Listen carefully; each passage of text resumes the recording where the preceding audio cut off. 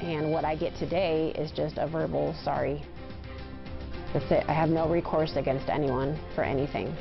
From the On Your Side investigators tonight, 2 rape survivors who say they never saw justice push for legislation to put more rapists behind bars where they belong. Good evening. Thanks for being with us, everybody. Our top story, one of those survivors says she was too scared to file charges immediately after she was raped. The other says her attacker wound up getting caught too late. On Your Side investigator Joe Douglas spoke with both of them. Joe, they say they don't want anyone to experience what they went through. Oregon's statute of limitations is one of the shortest in the country. Here, if you get raped and your case isn't prosecuted within 6 years, it can never be reopened. The first time I awoke again, I was on the floor, and there were 4 men around me, and I was unable to move my legs or my arms. Brenda Tracy says she was gang raped nearly 17 years ago in this Corvallis apartment after someone slipped something in her drink during a get-together. So I did go to the police. They did arrest them. Tracy says the attackers were 4 football players, 2 of whom played for Oregon State University. I felt the backlash. She says after getting death threats and being pressured by family and friends, she decided not to press charges.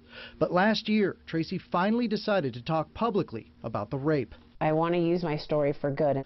Tracy was devastated, however, after finding out she could not reopen the case. Everyone got away with it. She met Danielle Tudor, another rape survivor, and together they knocked on doors in Salem and eventually got the attention of 2 state lawmakers who are working on bills that may wind up extending the statute of limitations in rape cases to 20 years or more. The only way you can describe it, it's like a black pit. Tudor says the serial rapist who attacked her when she was 17 was never prosecuted for the crime. Even though the composite sketch that I gave police the night of my rape became key in catching him, it was 7 years later when he was caught.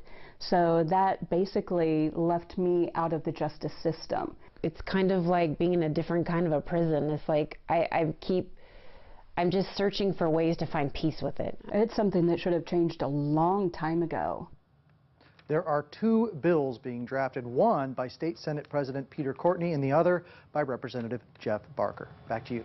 Thank you, Joe. And the Oregon Criminal Defense Lawyers Association sent us a statement which reads in part, "We are concerned that extending the statute of limitations would encourage victims to refrain from coming forward until many years later.